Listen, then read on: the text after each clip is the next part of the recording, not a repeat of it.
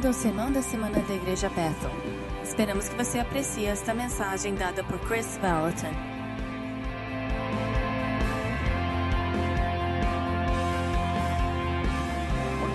Eu quero falar com você esta manhã sobre o Evangelho de Poder. Quando eu contei essa história, algumas vezes, está também em um ou dois dos meus livros.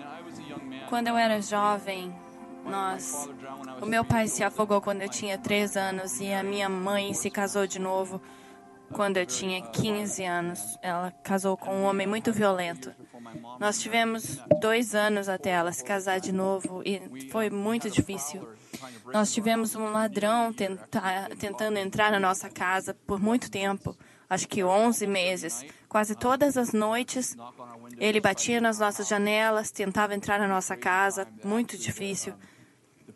A polícia veio e desenvolveu uma estratégia e colocou o perímetro em volta da nossa casa por meses e meses. E a minha mãe é uma mulher, hoje ela é bonita ainda, mas antigamente ela era extremamente bonita de todas as formas. E nós morávamos numa casa sem ar-condicionado, onde ficava muito úmido. E a gente morava, no gueto, então era difícil. A gente tinha que trancar as janelas e as pessoas diziam, por que vocês não trancam? Mas se a gente trancasse as janelas, ficava tão quente lá dentro, 30 graus, com 90% de umidade, era impossível. E o ladrão entrou no quarto da minha mãe uma noite e ela dormia com uma arma e eu também dormia com uma arma debaixo do travesseiro e ela finalmente se recusou a dormir no seu quarto e trancou a janela. E ela foi dormir na sala com uma arma. E 3 noites antes da noite que eu vou descrever para você, o ladrão entrou na minha janela. E nós não tínhamos tido nenhum problema por alguns dias. E eu pensei, tá muito quente, eu vou abrir a janela. E ele entrou pela minha janela 2 ou 3 da manhã. E ele estava tentando entrar na casa pelo meu quarto e eu acordei e vi ele, comecei a gritar e ele correu, saiu pela janela e eu peguei a arma e atirei. Foram tempos muito difíceis e eu fiquei acordado aquela noite, 3 noites antes daquela noite, e eu disse em voz alta, sabe, eu não fui criado para acreditar em Deus. A minha mãe fazia a gente rezar todas as noites, mas eu não sabia se Deus era Buda, Mohammed, Jesus, eu não sabia, honestamente. Nem sabia se Deus existia. O meu avô, que foi a pessoa mais influente na minha vida, era um ateu. Até 1 ano antes dele nascer, um dia eu tenho que contar essa história de novo. Antes dele morrer, o que eu disse? Nasceu? Eu peguei o espírito do Jason, ele orou pela nossa desesperança, para que a gente fosse cheio de desesperança.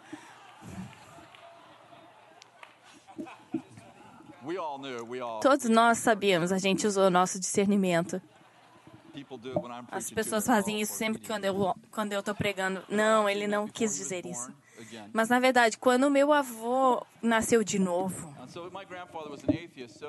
o meu avô era ateu. E então, nessa noite, no meu quarto, 3 ou 4 dias antes daquele incidente, eu estava apavorado. A minha mãe estava no quarto, lá na sala, e eu ouvia ela chorar todas as noites. E eu estava com muita dificuldade. E eu estava acordado no meio do verão, estava muito quente. E eu disse, se Deus existe, se você curar minha mãe, eu vou te encontrar, eu vou te servir para o resto da minha vida. E numa voz audível, e eu quero dizer, antes de eu continuar, eu só ouvi a voz audível de Deus 2 vezes, e nessas 2 vezes eu não conhecia Deus. Eu ouvi uma voz audível que disse, meu nome é Jesus Cristo, e você tem o que pediu.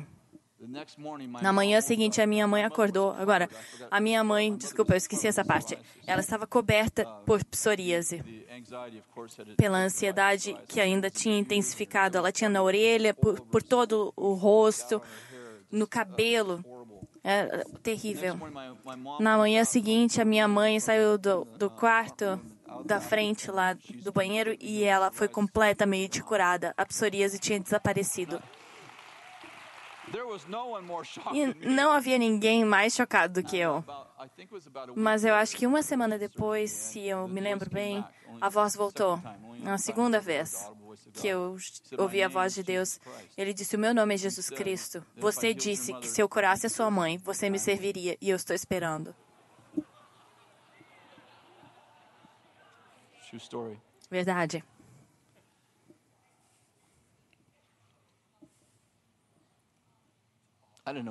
Eu não sabia nada sobre a Bíblia.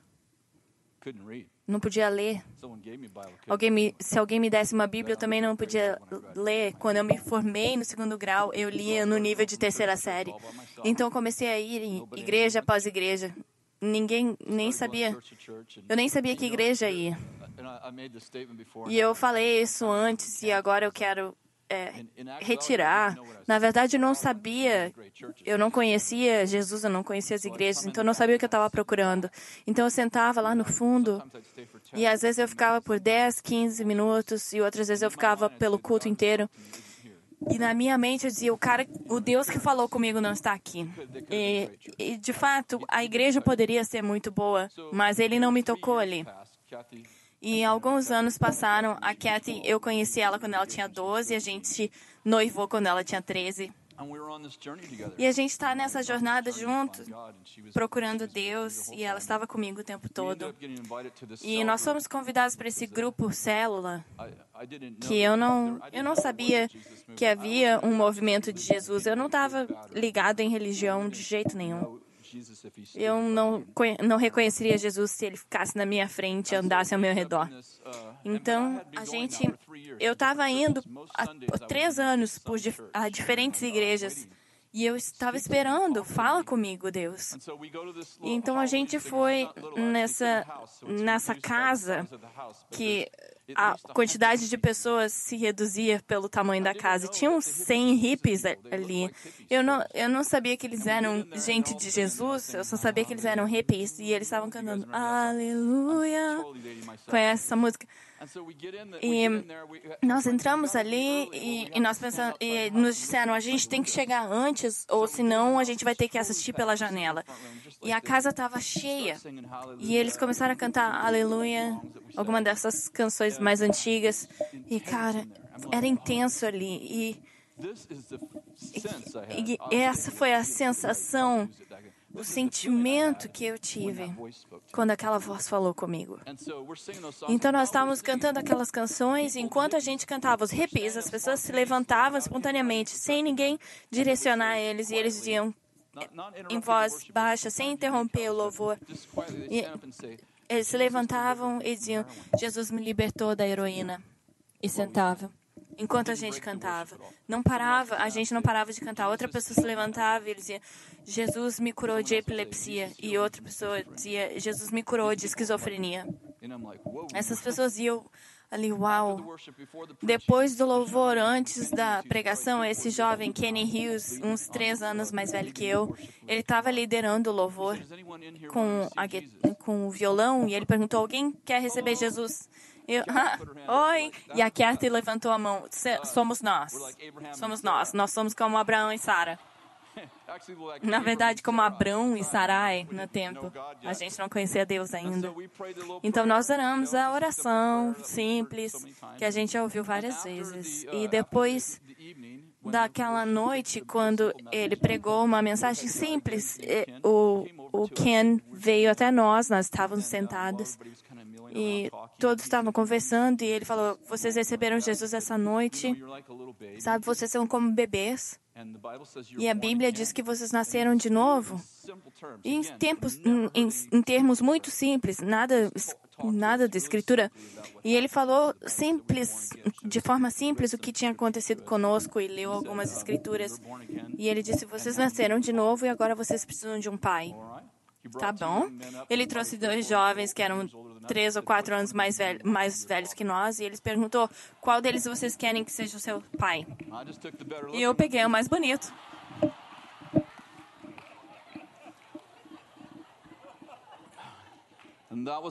E essa foi a nossa entrada no reino. O nome daquele homem era Art Kipman. Ele mais tarde casou com uma mulher chamada Kathy também, e eles se tornaram nossos pais. Eles não eram muito mais velhos que nós, mas eles conheciam a Jesus mais tempo do que nós. Nosso pai espiritual gostava muito de ler a Bíblia e orar. Ele dizia, você tem que ler a Bíblia, orar e compartilhar seu testemunho todos os dias.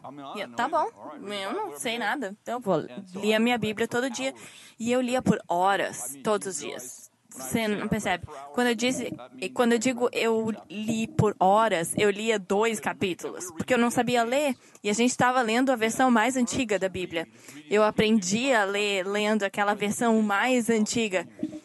Eu li por uns 10 anos. Sabe a palavra santificação? Eu nem conseguia O Espírito Santo literalmente me ensinou a Bíblia.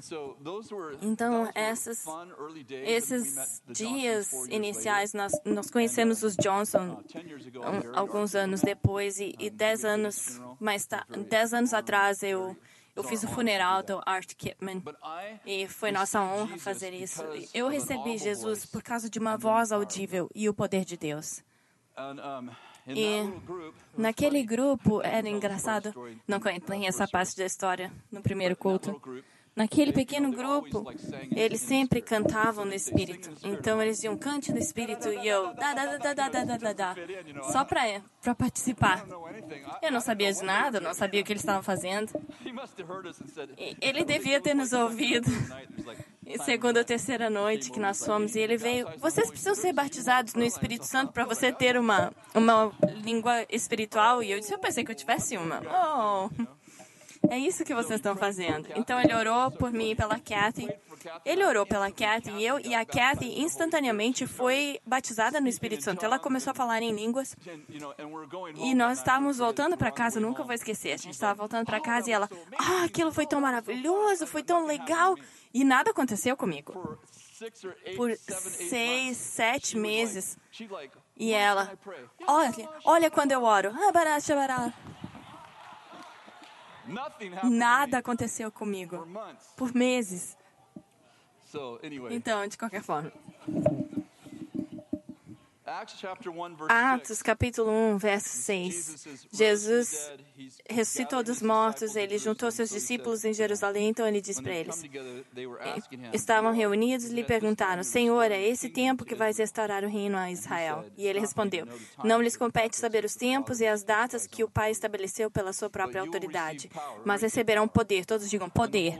Quando o Espírito Santo descer sobre vocês, e serão minhas testemunhas. Percebeu que ele disse, não vão testemunhar. Serão minhas testemunhas em Jerusalém, toda a Judéia e Samaria e até os confins da terra. Você não pode separar o evangelho de poder. Quando você recebe o Espírito Santo, você recebeu poder. Você recebeu o dunamis, dinamite. Quando você tira o poder do evangelho, você tem gélio. Você não tem isso não é da Escritura. Desculpa, parecia uma boa ideia na minha cabeça. Romanos 15, 17, Paulo diz, portanto, em Cristo Jesus eu encontrei razão para me gloriar nas coisas pertencentes ao reino, porque eu não falo nada além do que Cristo fez através de mim, resultando na obediência dos gentios pela palavra, e no poder de sinais e maravilhas, e no poder do Espírito, para que de Jerusalém até Icônio eu tenho pregado o Evangelho plenamente. Escute essa parte. No poder dos sinais e maravilhas, no poder do Espírito, de Jerusalém até aos confins da terra, eu preguei o Evangelho plenamente. Você não pode fazer isso sem poder, sinais e maravilhas. Você não pode separar o poder do Evangelho. Em Coríntios, Paulo tem um problema interessante em Coríntios. Você precisa ler 1 e 2 Coríntios para entender toda a imagem. Mas Paulo tem algumas pessoas que vieram entre os coríntios, uma igreja que ele plantou com Barnabé, E ele começa a falar para os coríntios que nós somos os seus apóstolos, nós somos os seus pais. Então, Paulo escreve para eles 2 cartas sobre isso. Ele escreve outras coisas em 1 Coríntios, mas em 2 Coríntios, o foco de 2 Coríntios é esse. Mas em 1 Coríntios, capítulo 4, ele diz: eu não escrevo essas coisas para envergonhar vocês, mas para admoestá-los, porque vocês têm inúmeros professores, mas não têm muitos pais. Porque em Cristo eu me tornei o seu pai pelo Evangelho. Portanto, sejam meus imitadores. A gente diz, não me siga, siga Jesus. Se eu estou seguindo vocês, eu tenho que estar... Se eu estou seguindo Jesus, eu tenho que estar seguindo você, ou você não é um líder. Portanto, eu vos exorto, sejam meus imitadores. Por essa razão, que razão? Que eu quero que você me imite. Que eu vos enviei Timóteo, que é o meu filho amado no Senhor, para que ele vos relembre dos meus caminhos em Cristo. E como eu ensino em todos os lugares, em todas as igrejas. Entendeu? Quando você sabe, se alguém está seguindo você, eles devem estar seguindo Jesus, porque você deve estar seguindo Jesus. Então, se você tem mais tempo no Senhor, você está um pouco mais adiante do que eles. Então, quando você diz, siga a mim, eles estão seguindo Jesus, porque você está seguindo Jesus. Quando você diz, imitem Jesus, você está imitando Jesus, porque nós queremos ser como Cristo. Cristo é Deus. Quantos entendem? Você foi comissionado a ser imitador de Deus. Efésios 5:1. Sejam imitadores de Deus. Você está tentando ser como Deus? Sim. Essas pessoas tentando ser como Deus. Isso mesmo. Uma ótima acusação. Porque Jesus é Deus e eu estou tentando ser como Cristo. Portanto, eu devo imitar a Deus. Se eu estou imitando a Deus e você está me imitando, quantos sabem? Nós estamos ambos imitando a Deus. Essa é uma boa palavra. É uma boa palavra. Então, Paulo escreve para eles, deixa eu terminar. Alguns entre vocês, você pode ter muitos mestres, mas você não tem muitos pais.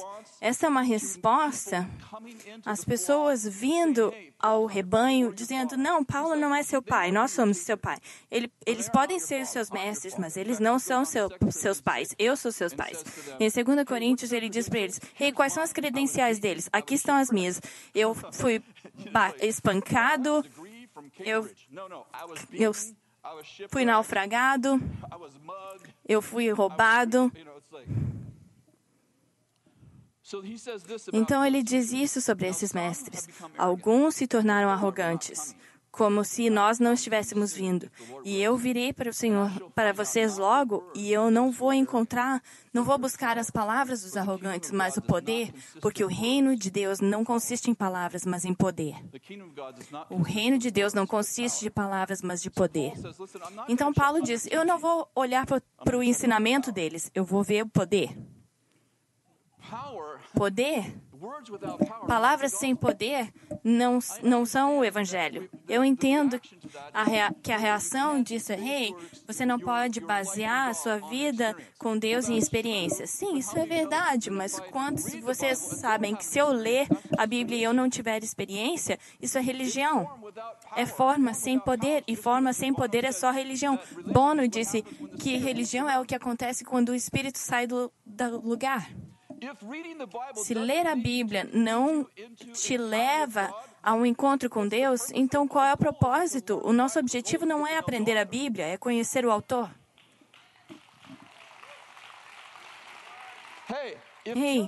Se só conhecer a Bíblia te desse um relacionamento com Deus, os fariseus seriam o máximo. Escute, eu amo ler a Bíblia. O meu mentor disse, leia a Bíblia todos os dias. Eu li a Bíblia quase todos os dias desde que eu nasci de novo. Provavelmente eu não li algumas centenas de dias, mas eu tento ler todos os dias por anos e anos, mais de 40 anos. Eu creio na Bíblia. Eu creio que se você tem a experiência que é antibíblica, então elas são experiências erradas. Você não devia... Você está entendendo? Ela é a fundação para tudo o que eu acredito. Mas o que eu estou dizendo, se você lê isso e isso não te dá um relacionamento com o autor, então eu não sei qual é o ponto. É como ler o manual do carro e nunca dirigir o carro. Isso é maravilhoso. Não, o objetivo não é conhecer o manual. O objetivo é dirigir o carro.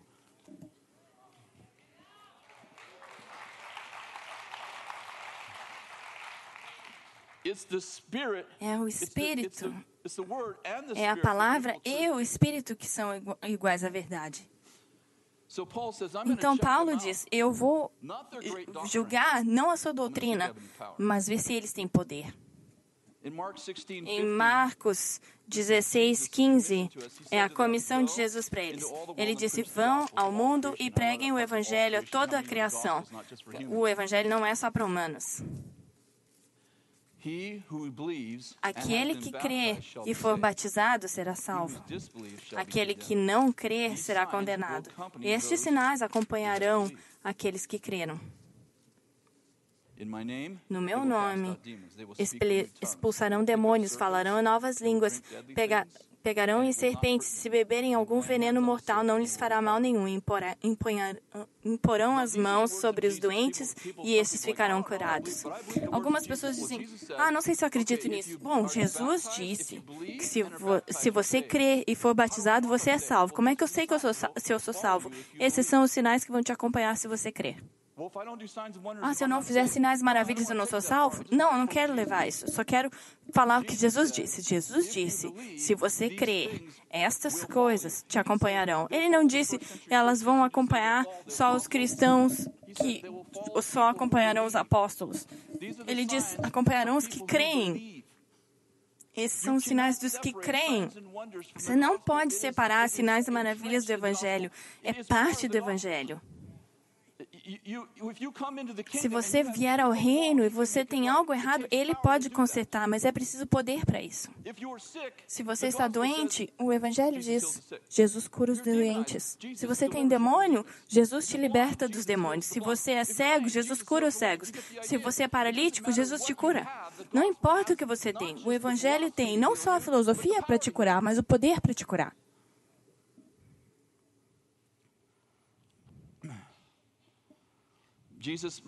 Jesus repete a mesma mensagem, basicamente, a mesma mensagem básica em João 14. Ele diz, se você não crer em mim pelas minhas palavras, então crê em mim pelas minhas obras, estes milagres.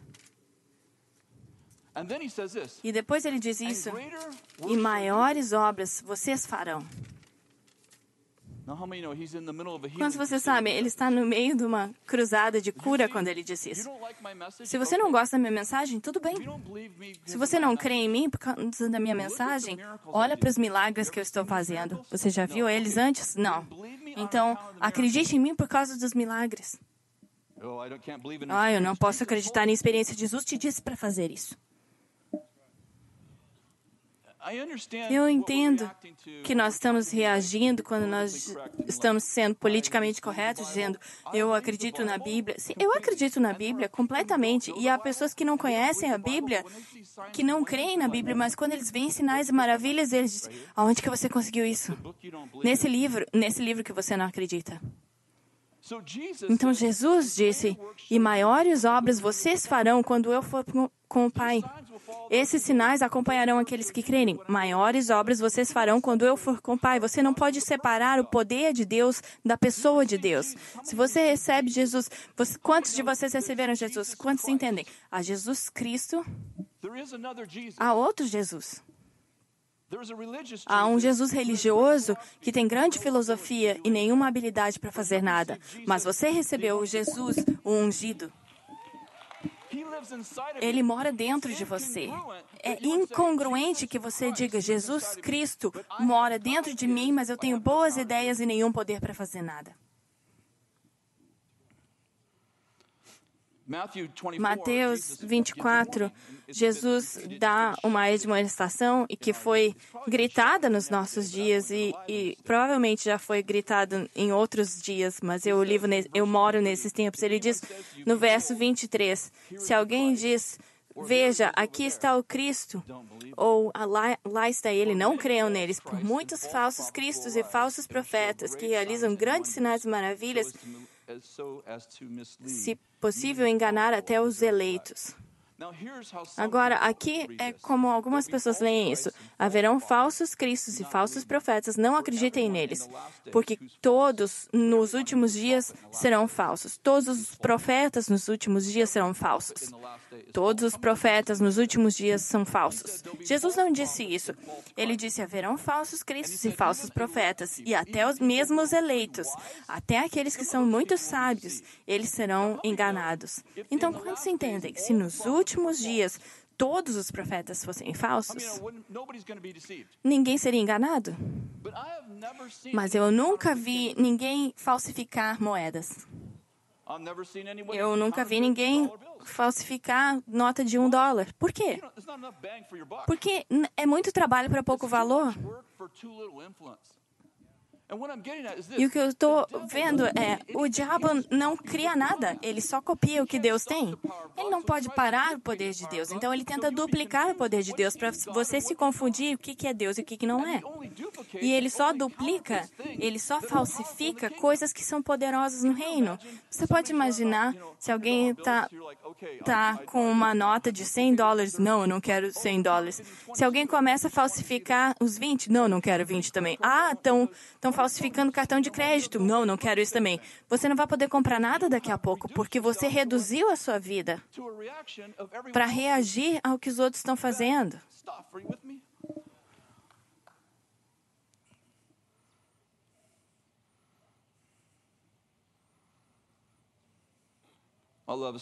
Eu amo essa história. Êxodos, capítulo 7. Eu só vou contar a história. Em Êxodos, capítulo 7, Deus fala para Moisés, eu quero que você vá para o faraó e aqui que eu quero que você fale. Moisés, Deus, ele não vai me ouvir. Eu cresci naquela casa, ele não vai me ouvir. E quem que eu vou dizer que me mandou? E diga que eu sou quem eu sou. Isso vai ser fácil. Isso esclarece muita coisa. Eu acho isso muito engraçado. Moisés está morrendo de medo. Quem que eu digo que me mandou? Diga, eu sou. Tá bom. Obrigada. E Deus disse, escuta, o meu nome não vai impressionar eles, mas o meu poder vai. Aqui o que você vai fazer? Você vai levar Arão com você.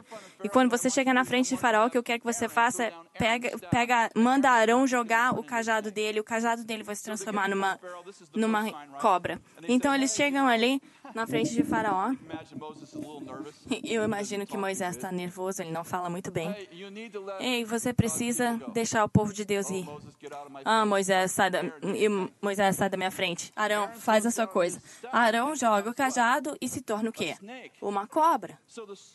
Então, imediatamente, o faraó chama os mágicos e os bruxos. E vocês podem fazer isso. E eles jogam os cajados deles e eles se tornam cobras. Eu amo essa história.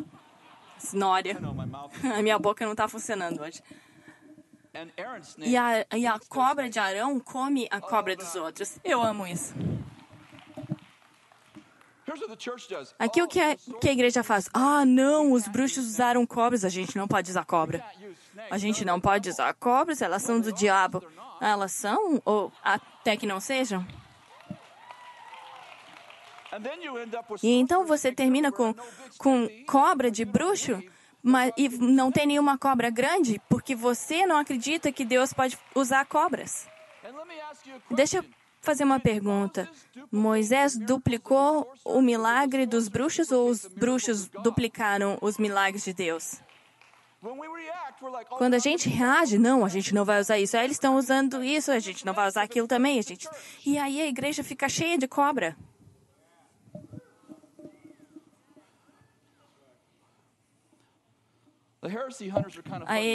Os caçadores de heresias são engraçados. Eu me lembro que Harry Truman disse, ele disse, se eu andasse pelo rio, nas águas, amanhã de manhã ia aparecer nos jornais, o Harry não consegue nadar. É tudo perspectiva. E as pessoas fazem perguntas que não são bem perguntas. Vocês creem em cobras? Escuta, não tem resposta certa para isso. Para alguém que acha que o Harry não consegue nadar. Você entende o que eu estou falando? Não é uma pergunta isso. Se você interagir com pessoas assim, você entende? Não é uma pergunta. Vocês creem que vocês podem pegar coisas venenosas e isso não vai te machucar? Eu sei como é que isso é distorcido. A resposta é sim, mas quando a pessoa faz a pergunta, não tem como explicar. Mas eu vou te dizer, o diabo só falsifica coisas que são poderosas. Se você parar de acreditar em tudo que o diabo... Não. Em tudo que o diabo duplica. Volta. Não, desculpa. Deixa eu editar. Eu posso ver isso no YouTube agora. Se você reagir às coisas que o diabo falsifica, você vai ficar só com moedas sem valor. E nós seremos bons cristãos, pessoas boas. Nós só seremos boas pessoas. Não são boas pessoas. Eu não nasci para ser bom. Eu nasci para ser um filho de Deus.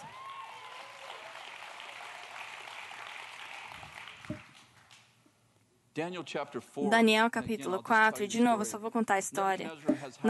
Nabucodonosor teve um sonho, e nesse sonho ele viu essa árvore com ramos, essa árvore era linda, cobria a terra, e algumas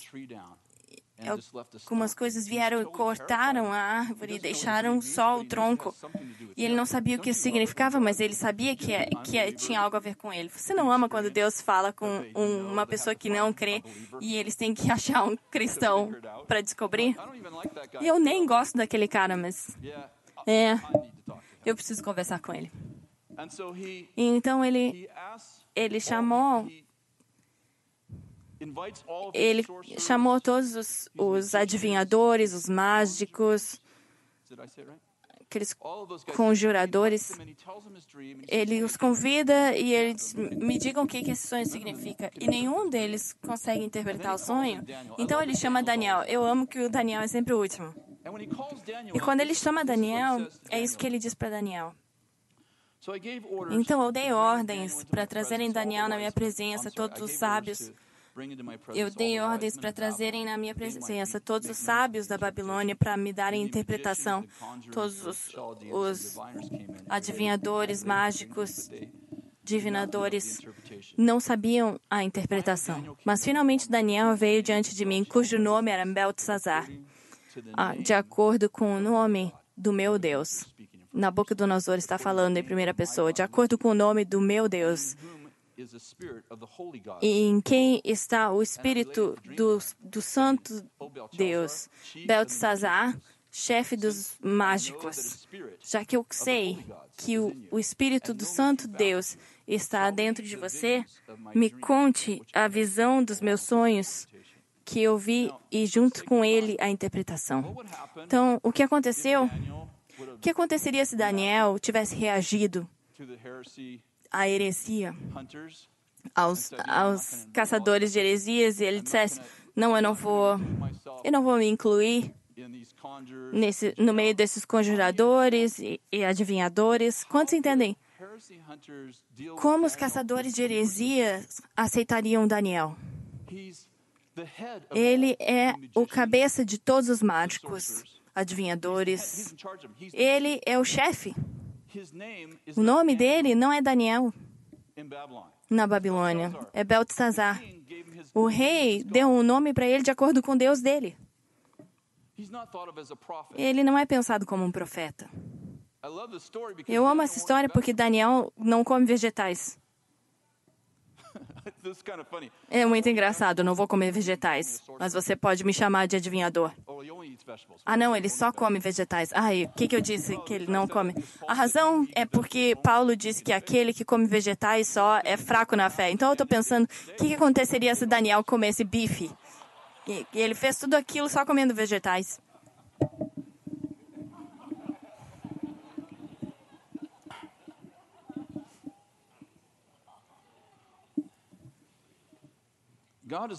Deus está se movendo nas pessoas e está levando as pessoas para as partes mais escuras da Terra.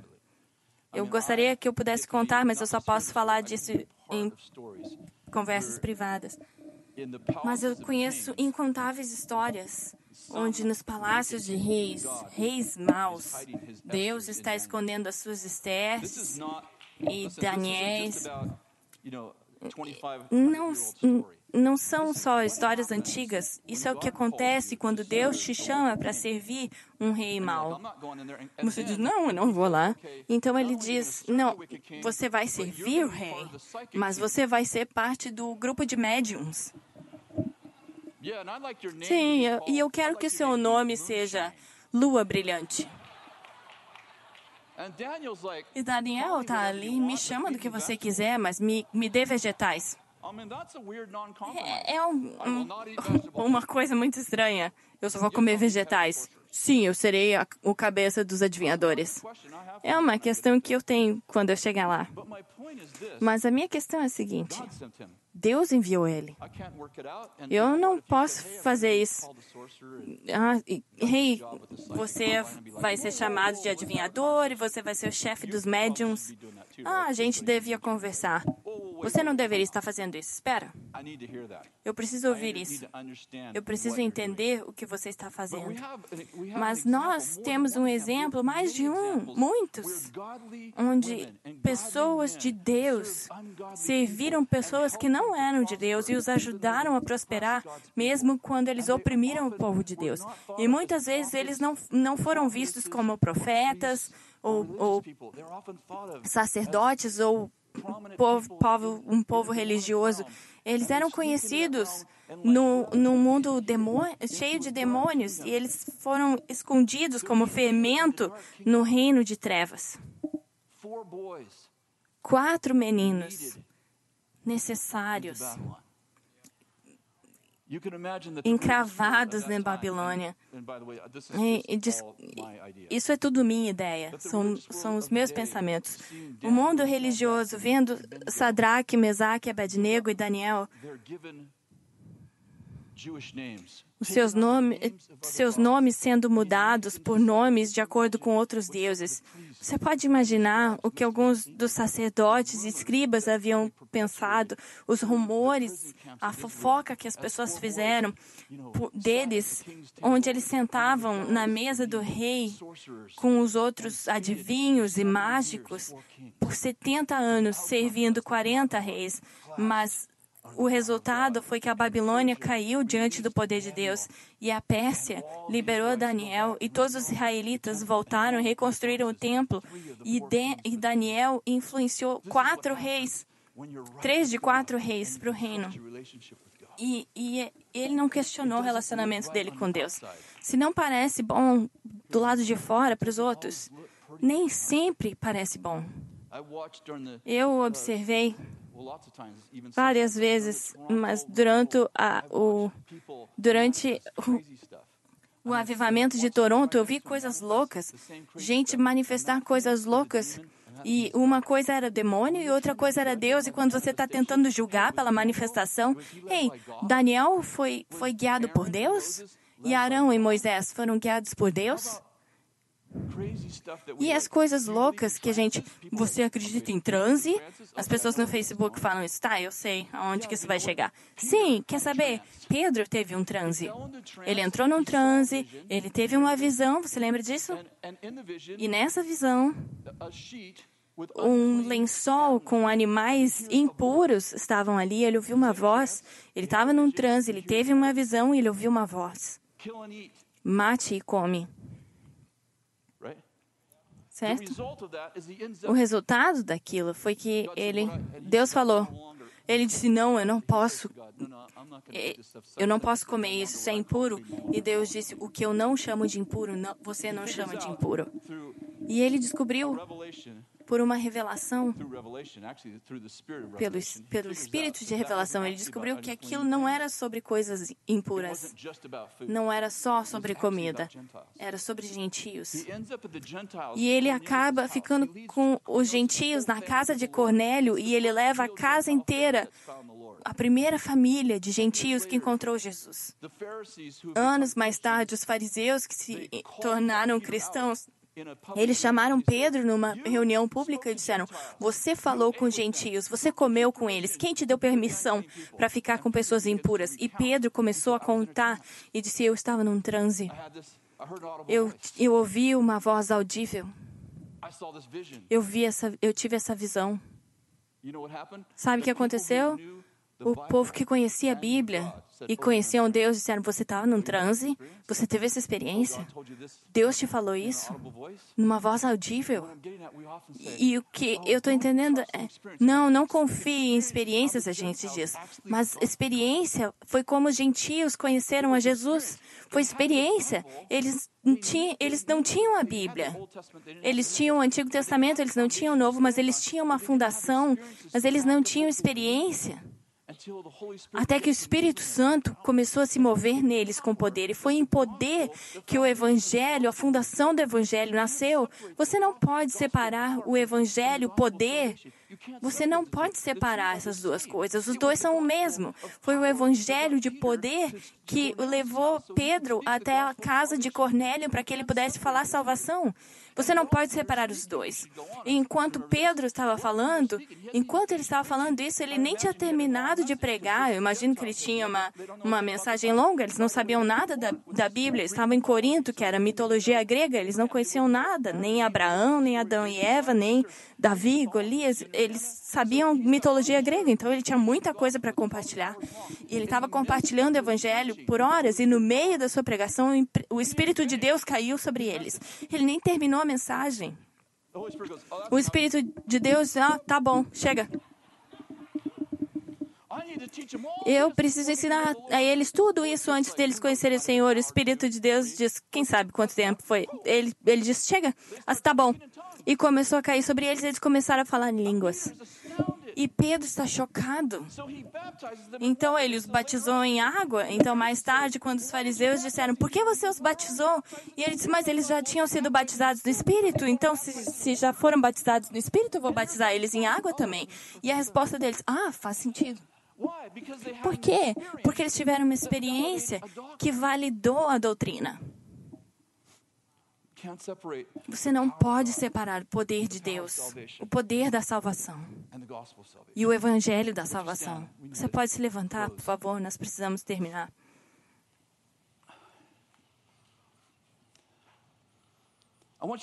Eu quero que você coloque a mão no seu coração.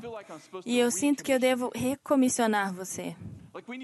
Nós precisamos melhorar mais um nível.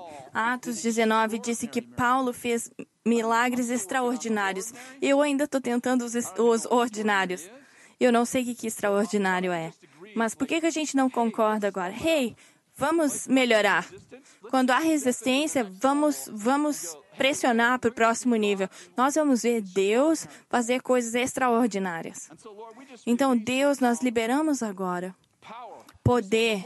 Você diz, quando o Espírito Santo vem sobre você, você receberá um poder para ser minhas testemunhas. E Deus, eu oro agora que cada pessoa que está nesse lugar, cada pessoa que está ouvindo esse podcast, isso na internet, enquanto eles estão ouvindo, que eles sejam tomados de poder, que o Espírito Santo venha sobre eles com poder, que aqueles que nunca foram batizados no Espírito Santo sejam batizados, pessoas que nunca tiveram sonhos, visões, tenham sonhos, visões, pessoas que nunca profetizaram, comecem a profetizar, pessoas que nunca expulsaram demônios, comecem a expulsar demônios, e de repente, Deus, que haja um povo, um exército de pessoas que comece a destruir as obras do diabo. E que seja como era nos tempos de Paulo. E ele diga, eu reconheço Jesus e eu conheço essa igreja. Que nós sejamos famosos no céu e temidos no inferno. Cada cristão, das crianças, na igreja das crianças, quando eles entrarem nas escolas, que os demônios fiquem,